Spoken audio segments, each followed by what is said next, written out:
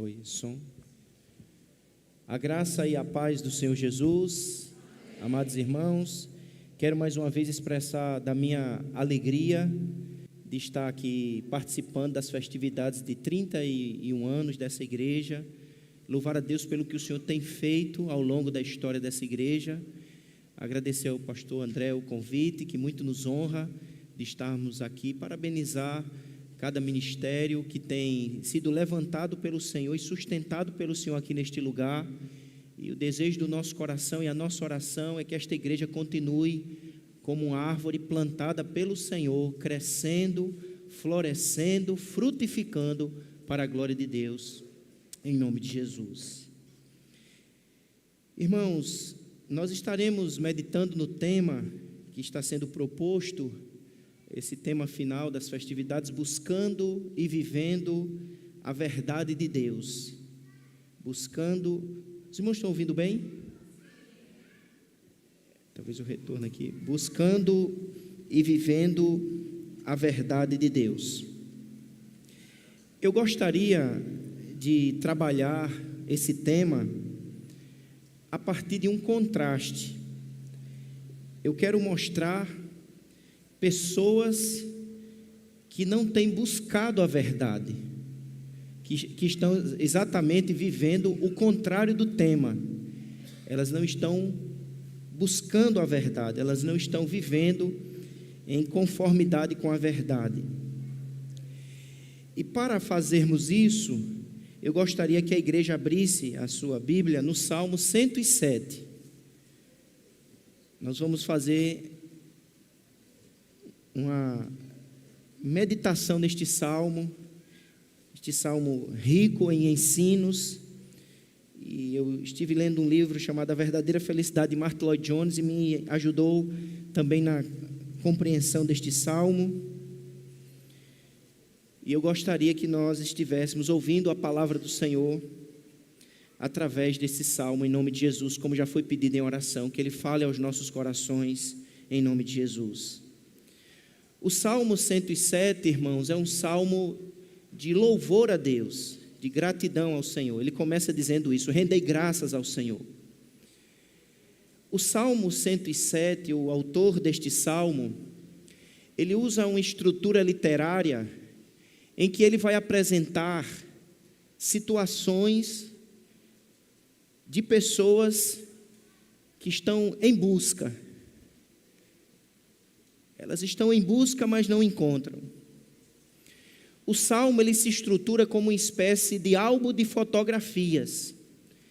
Ele vai mostrando fotos, cenas, descrevendo a realidade e a situação de cada uma destas pessoas, o que elas buscam, o que elas estão vivenciando e qual realmente é a solução para a vida destas pessoas.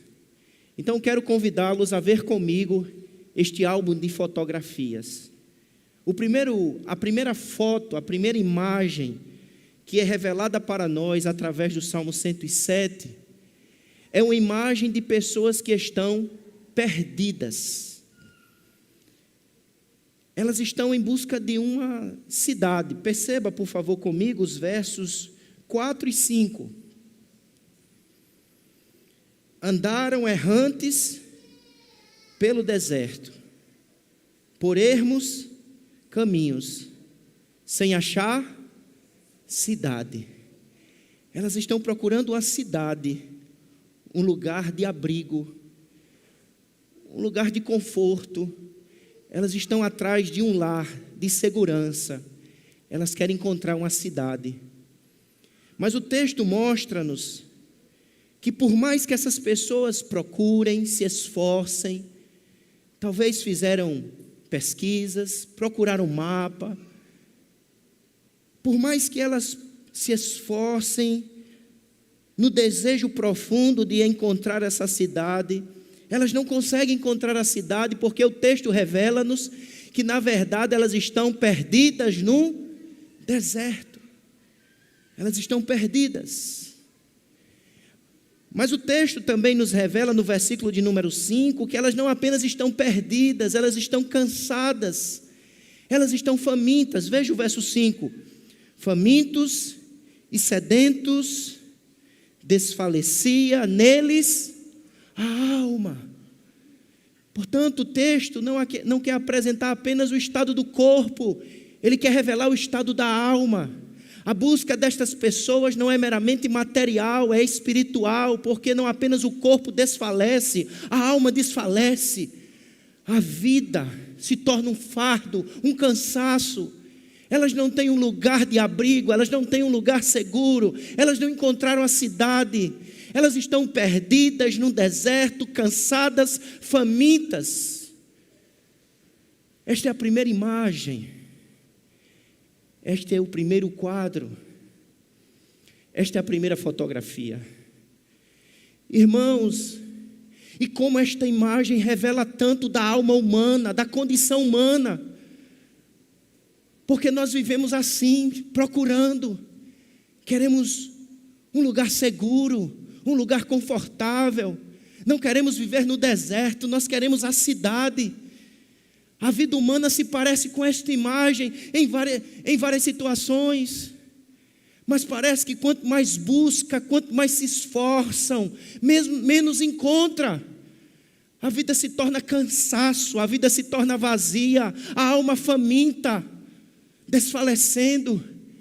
Esta não é apenas uma imagem literária, esta é a fotografia da alma de muitos seres humanos nesta noite de domingo. Muitos estão com a alma desfalecida, enfrentando fomes não apenas materiais, mas fomes espirituais, fomes existenciais. Estão famintos, estão sedentos, estão desfalecendo. Esta é a primeira foto, a dos que estão perdidos. Qual é a primeira fotografia que o texto nos revela, meus amados irmãos? A dos que estão, pode ser mais forte, a dos que estão, guarda essa imagem, por favor, a dos que estão perdidos, a primeira fotografia. A cena muda, viremos mais uma página do álbum. Agora eu chamo a sua atenção para os versos 10 a 12. Nós saímos do deserto e agora nos é apresentado um lugar tenebroso. Os que se assentaram nas trevas, verso 10, e nas sombras da morte. É um lugar trevoso, é um lugar escuro. Portanto, o texto nos revela, na verdade, uma prisão, um calabouço, presos em aflição e em ferros. O texto descreve, portanto, um grupo de pessoas que estão num lugar trevoso, escuro, e elas estão presas e acorrentadas e algemadas. Elas não estão num lugar de luz, num lugar de alegria. Elas estão em um lugar que cheira a morte, trevas e sombras de morte. Elas estão presas. E aí você vê aquelas pessoas em trevas e em sombra de morte, presas em aflição e em ferros. E você pergunta, por que elas estão dessa maneira? O que deu errado? O que aconteceu? Por que elas estão enfrentando essa realidade tão obscura, tão terrível? E o Espírito Santo de Deus nos revela no versículo de número 11. No versículo de número 11, por se terem rebelado contra a palavra de Deus. Eles rejeitaram a palavra de Deus. Eles rejeitaram a verdade que Deus revela para nós. Ele diz que eles se rebelaram contra a palavra de Deus. E o verso 11 continua, e haverem desprezado o conselho. Eles desprezaram o conselho do Altíssimo. Irmãos, há um Deus vivo que fala. A sua palavra pode ser ouvida. Os seus conselhos podem ser pronunciados. Ele não é um ídolo morto, ele é um Deus que fala, aconselha, orienta. Ele revela a sua vontade, a sua verdade. Há um Deus vivo que manifesta a sua presença e a sua voz por intermédio da sua palavra. Mas estes indivíduos decidiram rejeitar a palavra. Eu não quero ouvir, Eu não quero saber de conselhos de Deus, talvez dizendo, eu quero é curtição, eu quero é alegria, eu quero aproveitar a vida. Essa palavra vai me oprimir, essa palavra vai fazer com que eu perca a alegria da vida. Irmãos,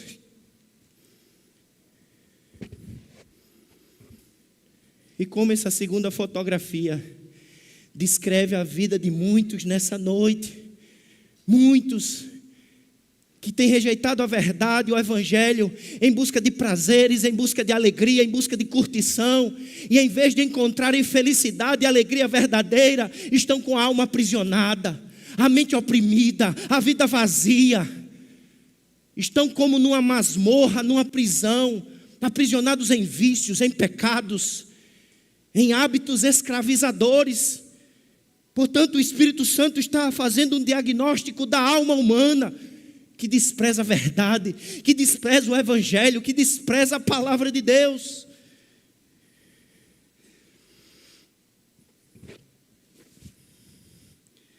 O verso 12 termina a descrição deste quadro. Acompanhe comigo a leitura. De modo que lhes abateu com trabalho o coração, caíram e não houve quem? Leia comigo aqui. E não houve quem? Os amigos foram embora. Amizades vazias, tênues, que logo acabam na hora do vazio, na hora da dor. Esse texto aí, essa frase nos lembra um outro personagem bíblico, que é o filho pródigo. Lembra do filho pródigo? É quase a mesma frase que aparece em Lucas 15. Ele saiu cheio de grana, cheio de dinheiro, saiu para curtir, saiu para aproveitar a vida, rejeitando o conselho do pai, a casa do pai. E no final, aquele jovem estava sem dinheiro, sem amigos, sem prazeres, sem alegria verdadeira. E diz o texto que ninguém podia fazer nada por ele. Ele foi brigar com porcos para ver se conseguia algum alimento para sobreviver. Essa é a segunda imagem, a dos que estão aprisionados. Repita comigo, a dos que estão perdidos, aprisionados.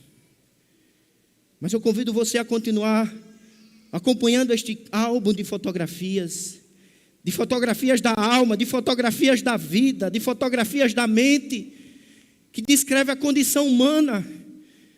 A palavra continua sendo atual. Os versos 17 e 18, muda a imagem, muda a fotografia, muda a cena, muda o cenário. Nós saímos da prisão e agora chegamos no hospital. Perceba como nos descreve a palavra: os estultos, os tolos, por causa do seu caminho de transgressão. Verso 17. E por causa das suas iniquidades serão afligidos. A palavra afligir aqui é adoecer. Eles abandonaram a verdade, os conselhos de Deus, resolveram trilhar o caminho do pecado, da transgressão, da desobediência. O pecado nos enferma, o pecado nos mata, o pecado nos enfraquece, o pecado nos aliena, o pecado nos distancia de Deus. O pecado adoece a nossa alma, rouba a nossa alegria, destrói a esperança. Estas pessoas estão enfermas, porque percebemos isso, especialmente no verso 18.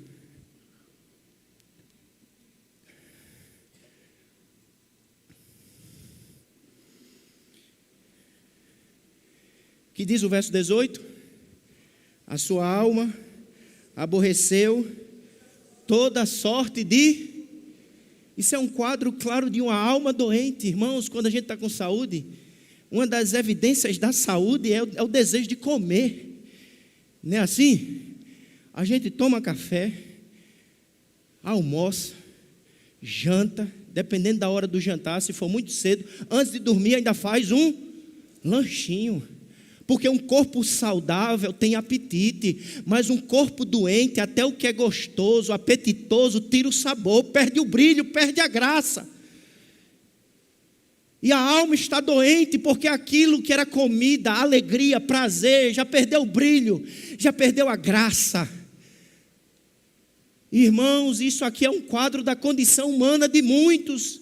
Muitos estão com a alma adoecida, estão à beira da morte, desejando morrer, pensando em suicídio. Aquilo que era tão prazeroso, amarga na boca, amarga na alma, já não produz alegria real, satisfação verdadeira. A alma está enferma, a mente está enferma.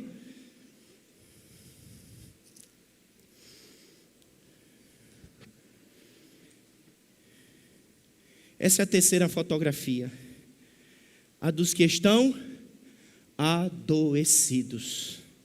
Qual é a terceira fotografia? A dos que estão. Eu quero ver se a igreja realmente, pastor André, está prestando atenção. Qual foi a primeira fotografia? Perdidos. A segunda? Aprisionados. A terceira? Vamos para a quarta. Passemos mais uma folha do álbum imaginário, porque é o mesmo texto aqui, é o Salmo 107. O quadro muda. E o Espírito Santo nos conduz a um navio, a um cruzeiro, um maravilhoso cruzeiro, um cruzeiro pelo litoral do belíssimo litoral nordestino brasileiro. Veja o verso 23. Os que tomando navios descem aos mares, os que fazem tráfico na imensidão das águas. Esses veem as obras do Senhor e as suas maravilhas nas profundezas do abismo. É um navio. É um quadro de pessoas curtindo uma viagem de navio. Elas estão tirando fotos, estão contemplando as obras do Senhor. Aquele nascer do sol maravilhoso, aquele pôr do sol inesquecível, aquela noite estrelada. Estão tirando foto, fazendo selfie, postando, vendo as curtições, as visualizações. É uma maravilhosa viagem. Mas tudo muda nessa viagem, porque algo tenebroso acontece. Vem uma terrível tempestade. Irmãos, e como isso descreve a condição da alma humana, porque a nossa vida se parece muito com essa viagem. Está tudo dando certo, tudo muito lindo, tudo muito bem, mas de repente chega a tribulação, vem a tempestade.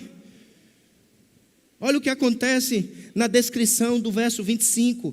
Pois ele falou e fez levantar o vento tempestuoso, que elevou as ondas do mar.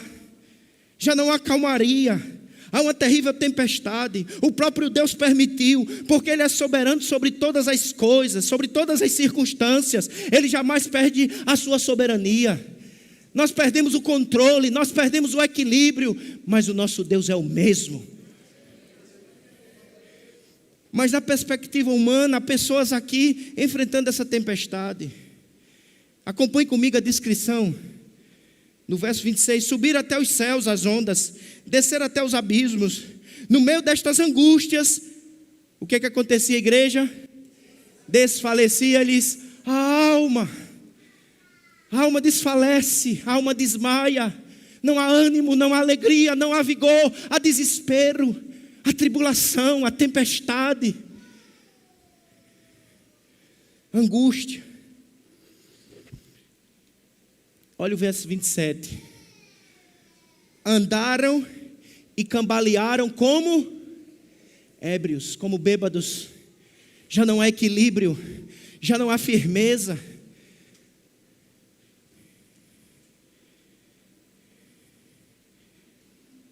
Perderam todo tino. A palavra tino aponta para a ideia de capacidade. A palavra tino aponta para a ideia de habilidade. Significa dizer que naquele navio tinha gente habilidosa, tinha gente experiente na navegação, Mas a tempestade era tão terrível que as habilidades, as experiências não resolviam. E como na nossa vida é assim, irmãos, vem a tempestade, a nossa experiência não resolve, os nossos amigos não resolvem, o nosso dinheiro não resolve. A gente perde o tino.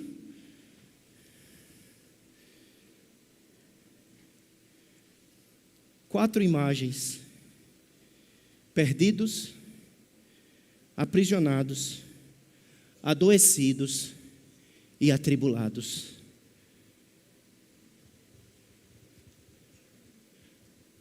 Qual o alvo da sua alma que você poderia apresentar diante de Deus? Como encontra-se o estado da sua vida, a situação da sua casa, a realidade da sua existência?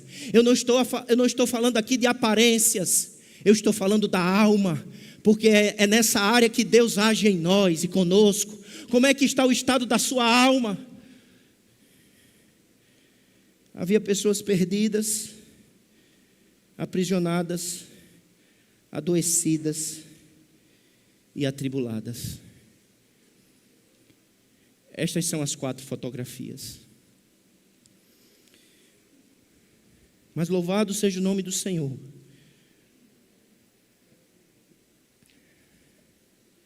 Porque o Espírito Santo não só apresenta o diagnóstico da enfermidade da nossa alma, ele apresenta esperança, porque ele nos revela a verdade, a solução, a salvação.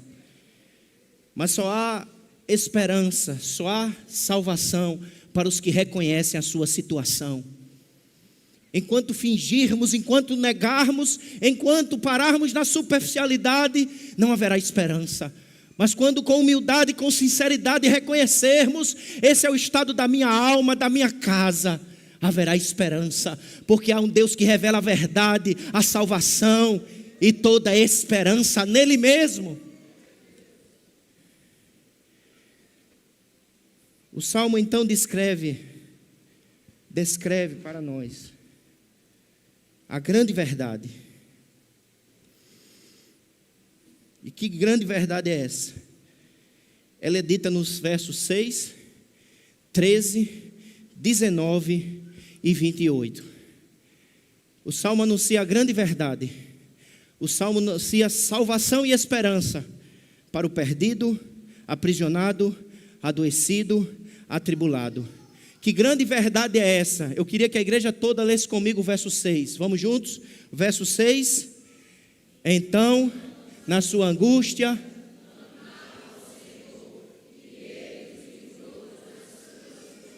esse é o verso 6. Vamos bem forte mais uma vez. Então,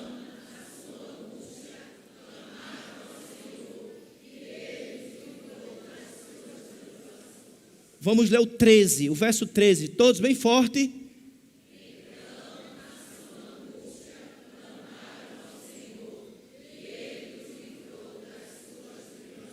Vamos agora ler o verso 19 do Salmo 107. Qual é o verso 19?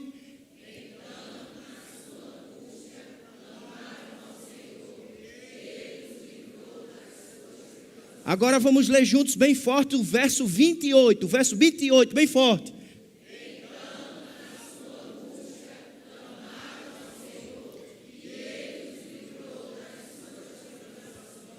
Esta é a grande verdade. Esta é a nossa esperança, esta é a nossa salvação. Não importa. Louvado seja o nome do Senhor. Não importa a situação da sua alma, o quadro da sua vida, há esperança, porque é uma grande verdade. Há um grande Senhor, há um grande Salvador. Para os perdidos há uma verdade, há uma esperança. Para os adoecidos, para os aprisionados, para os atribulados. O verso repete para cada quadro a mesma verdade. E eu queria mostrar algumas características dessa grande verdade à luz desses 4 versículos. Primeiro, ela é única. Não há uma para o doente, uma para o perdido, uma diferente para o atribulado. É uma só verdade. Porque é um só Salvador. Não há várias portas. não há vários caminhos, não há vários remédios. Só o Senhor é Deus, só o Senhor é a nossa esperança. Esta grande verdade é única, porque ela está firmada em Yahvé, no Senhor, no Pai, no Filho e no Espírito Santo, em Jesus Cristo, o Cordeiro de Deus, que nos liberta da morte e de todo o mal. Ela é única porque é o Senhor. Ela é suficiente. Veja que para o perdido é o Senhor, para o doente é o Senhor, para o aprisionado, para o atribulado é solução suficiente. Não é Jesus e rosa ungida, não é Jesus e sal grosso, não é Jesus e manto santo, não é Jesus e suor do pastor. Outro dia eu soube aí que tinha um pastor vendendo o suor dele, dizendo que era ungido. E, meu irmão, se eu entrasse nessa onda, pastor André, eu ia ficar milionário. Que eu sou um dos pastores que mais sua no Brasil. Cada gotinha é engano, é anúncio de falso profeta. Porque a verdade que é o Senhor, o seu evangelho que é poderoso, é suficiente. É única, é suficiente, é poderosa. É uma verdade poderosa, que está firmada no Senhor e na sua obra. É poderosa porque nos guia. Lembra da primeira fotografia que eu pedi para os irmãos guardarem? Qual é a primeira? Eles estavam perdidos, andando, cansando, famintos. E quanto mais andava, mais cansaço, mais fome, mais perdição. Eles pararam com as mãos cheias de poeira. Nada tinha em suas mãos e clamaram. E o Senhor, com graça e poder, olha o que ele faz no verso 7. Conduziu-os pelo caminho direito, para que fosse aonde? A cidade. É Ele que nos conduz à cidade, é Ele que nos dá um lar, é Ele que nos torna filhos.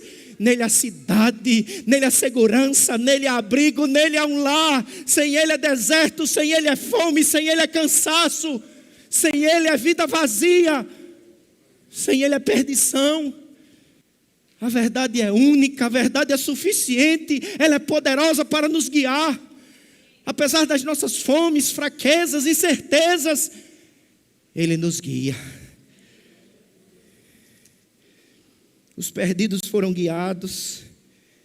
Não continue com as suas próprias forças, você jamais chegará.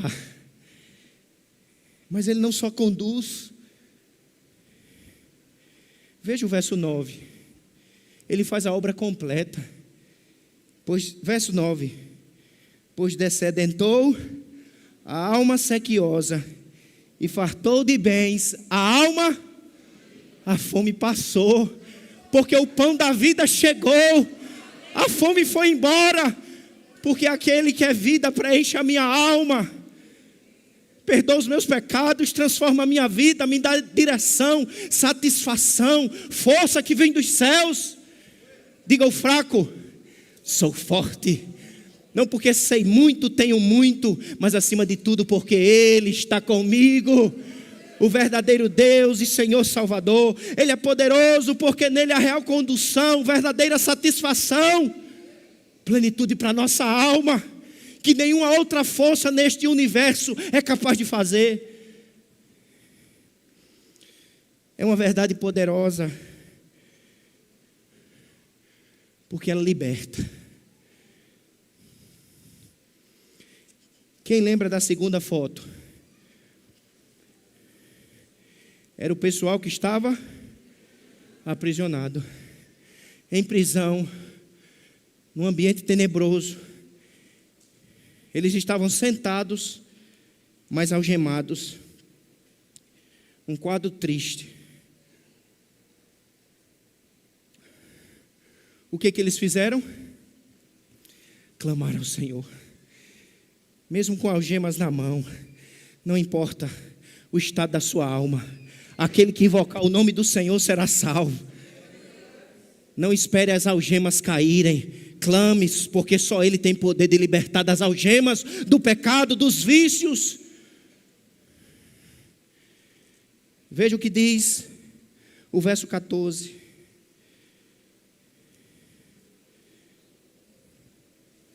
Perceba, irmãos, um detalhe importante.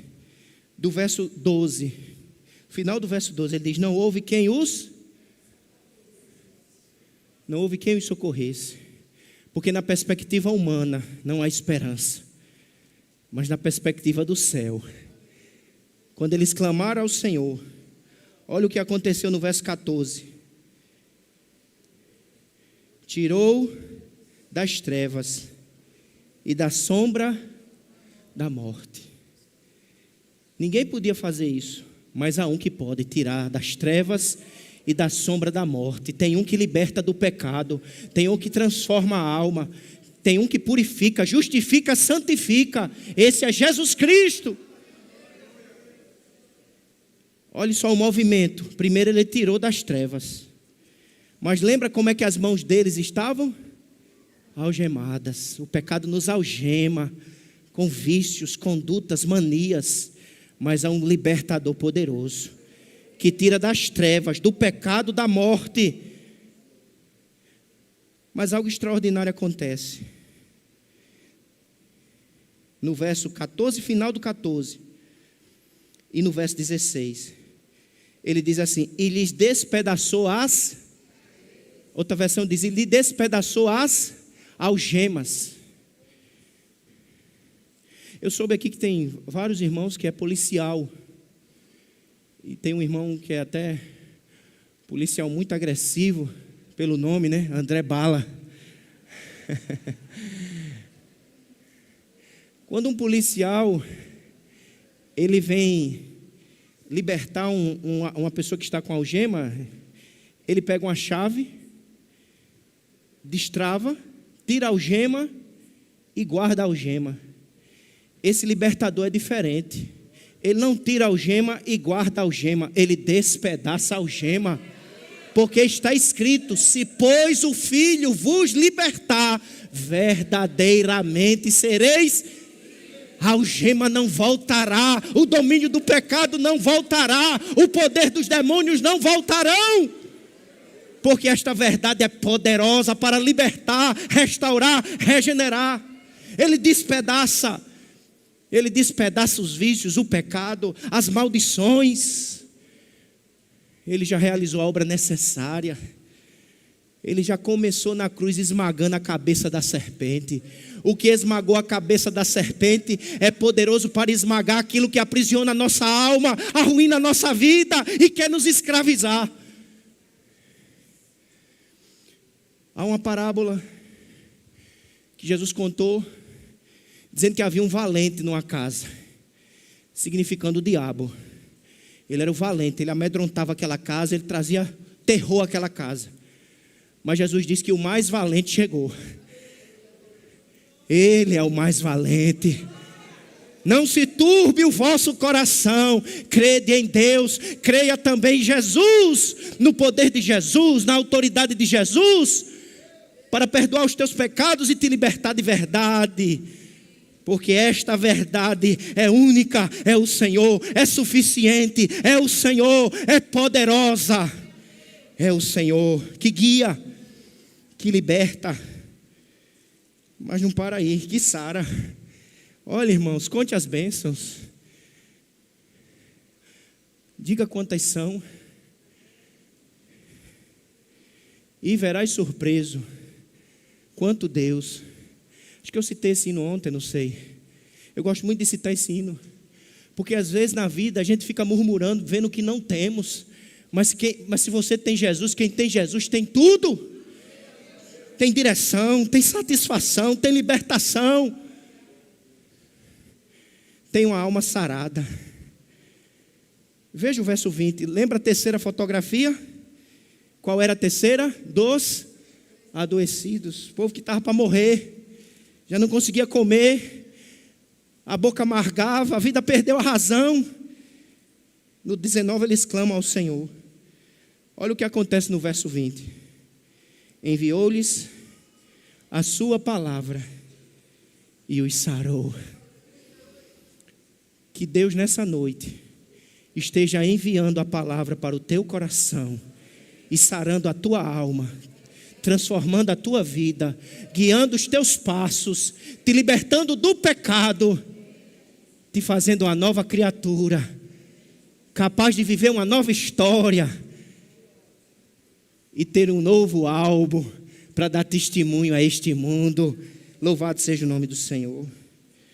É pela palavra, irmãos. Ele diz, ele enviou a palavra e eles foram sarados. O instrumento que o Espírito Santo de Deus usa para consolar, exortar, sarar, fortificar, avivar, é a sua palavra.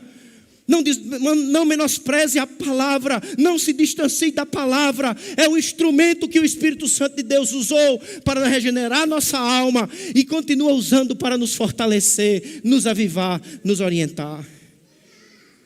A palavra é o remédio poderoso e traz cura. Veja o verso 20 ainda. Enviou-lhes a sua palavra e os sarou e os livrou do que lhes era mortal. Verdade poderosa, porque liberta, porque guia, porque sara. Mas outra característica deste poder, ela é poderosa. Sabe por quê? Lembra da última fotografia? Onde é que o pessoal estava? No navio. De repente vem a tempestade, a tribulação. O que é que eles fazem? Clama. Busca o verdadeiro Deus, a verdadeira esperança, a suficiência que nos restaura. Olha o que vai acontecer como resultado poderoso desta ação. Verso 29. Fez cessar a tormenta e as ondas se... Quem é este? Que até o vento e o mar lhe obedecem. É Jesus Cristo, Filho de Deus, é o Emanuel. Ele tem poder sobre o fogo, sobre a água. Ele tem poder sobre a nossa história. Ele é poderoso para aquietar o nosso coração. Ele é poderoso para trazer paz verdadeira, que as forças humanas não são capazes de trazer. O dinheiro, as técnicas, as ciências. Ele acalma a tempestade. Eles estavam desesperados. Olha que quadro belíssimo. Tudo muda quando Jesus chega. Fez cessar a tormenta e as ondas se acalmaram. Olha só, verso 30. Então se alegraram com a bonança. Assim os levou ao desejado. Você vai atravessar esse mar.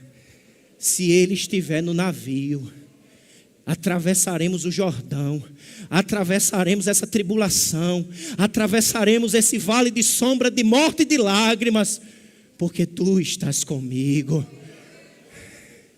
Com as nossas próprias forças, não firme a sua vida nas suas próprias capacidades, habilidades, experiências, currículo, dinheiro.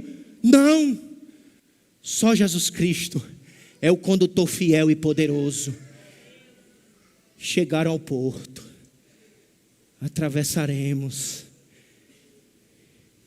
e quando a trombeta tocar e ele voltar, ele mesmo nos receberá no porto dizendo: vinde benditos de meu Pai, recebei por herança o que está reservado para vocês.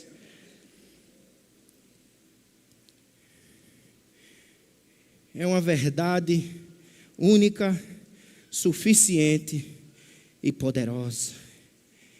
Ele é sábio. Entrega teu caminho ao Senhor, confia nele. E o mais, ele sabe como fazer, ele sabe como tratar de maneira pessoal. Ele conhece a nossa história, ele analisa a nossa alma, ele trata de maneira pessoal, ele nos conhece pelo nome. Ele conhece os nossos pecados, as nossas lutas, mas mesmo assim ele nos ama, não nos despreza. É uma verdade graciosa. Porque o Salmo, ele tem uma repetição, além da repetição que eu mostrei para os irmãos, ele tem uma outra repetição, que é no verso 1, rendei graças ao Senhor.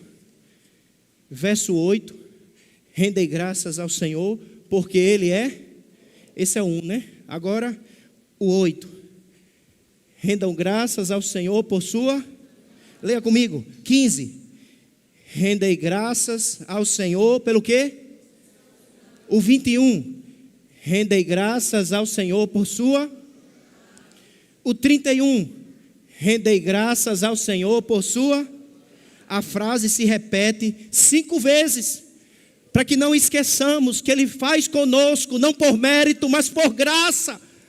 Aquelas pessoas nada tinham em suas mãos, o perdido tinha poeira, areia, o aprisionado tinha algemas, o doente tinha enfermidade, e os atribulados tinham angústias, eles não tinham mérito, valores, mas mesmo assim Ele socorreu, Ele agiu, Ele sarou, Ele guiou, Ele abençoou. E tudo isso Ele faz por quem Ele é. Porque aonde abundou o pecado, superabundou a graça perdoadora, restauradora e transformadora que há em Cristo Jesus o Senhor. Nada éramos, nada tínhamos, mas Ele foi ao nosso encontro. Por isso, irmãos, quando chegarmos no porto, no outro lado do mar, quando chegarmos no céu, há um hino antigo que dizia assim, os irmãos de cabelo branco talvez lembrem: quando terminar esta vida e lá no céu eu chegar, haverá uma multidão de irmãos esperando para me abraçar, e perguntarão a uma voz, voltados para mim: ó, conta-nos como você, irmão, venceu e chegou aqui, e falarei e cantarei de Jesus que me amou e que por este pecador a si mesmo se entregou. Foi graça, irmãos, foi graça, irmãos, foi só pela graça de Jesus que Ele me alcançou, perdoou, santificou, justificou, sustentou e me glorificou. É graça no início, é graça no meio, é graça no final. É a graça de Deus que nos alcança. Não é mérito, não é bondade. Cansados, perdidos, atribulados, angustiados. E na verdade, Paulo vai dizer que nós estávamos mortos nos nossos delitos e pecado. Mas está escrito que o Filho do Homem veio buscar como um caçador. Ele nos caçou. Ele veio buscar e salvar o que se havia. Ele nos encontrou perdidos e mortos e nos amou. E disse: receba a vida. E nós estamos de pé.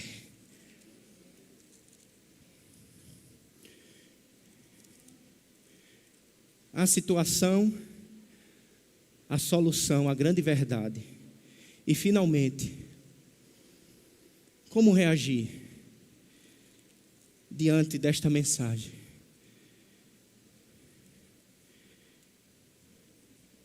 Faça como essas pessoas fizeram. Então, na sua angústia, clamaram ao Senhor. Busque o Senhor, busque a verdade, creia nele, nele há eterna esperança. Clame, clamar é expressão de fé, de confiança no Deus que é único, suficiente, poderoso, gracioso.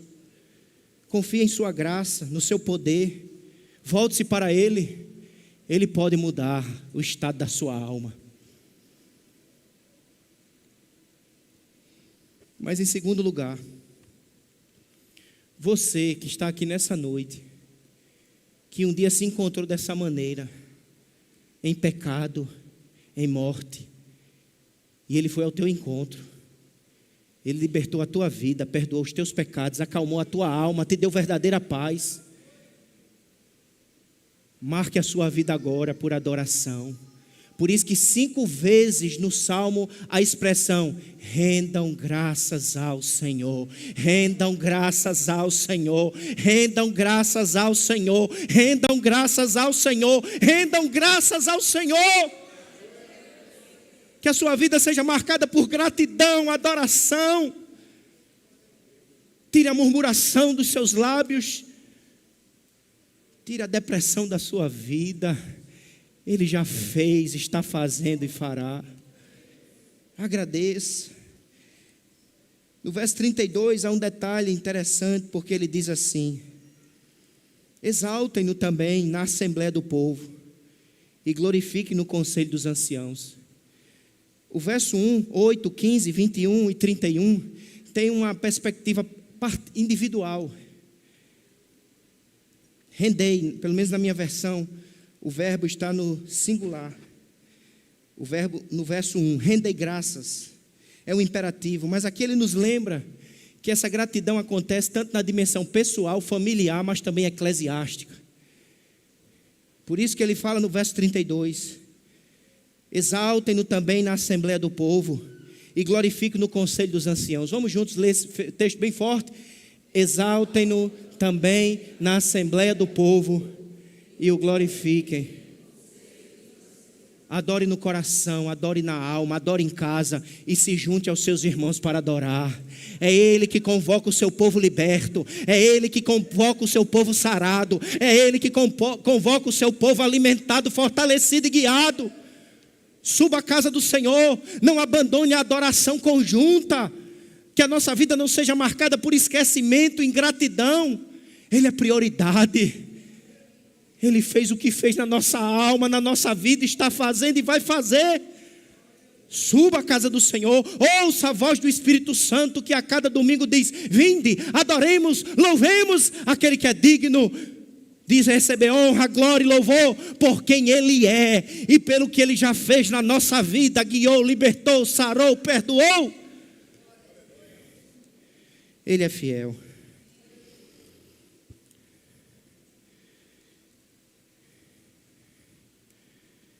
Qual a situação da sua alma?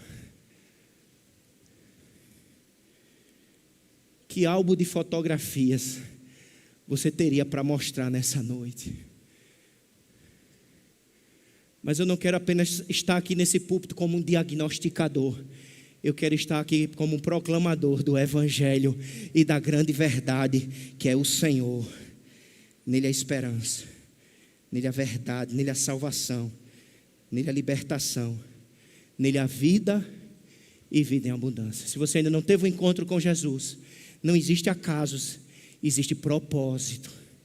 Ele te atraiu a este lugar, que Ele desejou que você ouvisse essa palavra de esperança e pudesse dizer: a partir de hoje, a minha alma era assim. Este era o álbum de fotografia da minha alma, mas eu tive um encontro com Jesus. Eu tenho uma nova história, uma nova vida, novas imagens, novos quadros, que você possa dizer: ah, viu antes, mas depois que Jesus entrou na minha vida, eu tenho uma nova história para a glória de Deus. Que Deus nos abençoe e que aplique na nossa vida e no nosso coração esta palavra. Vamos ficar de pé, por favor, e vamos orar. Senhor, é a Tua palavra. Tu nos sondas e nos conheces. Tu revelas para curar, para restaurar, para salvar. Santo Espírito de Deus, aplica na mente e no coração dos que estão aqui presentes a Tua palavra e promove a Tua bênção, a Tua verdade, o Teu poder, para o Teu louvor e Tua glória. Em nome de Jesus. Quem orou, diga amém. Amém. Que Deus nos abençoe. Muito obrigado. Podem sentar.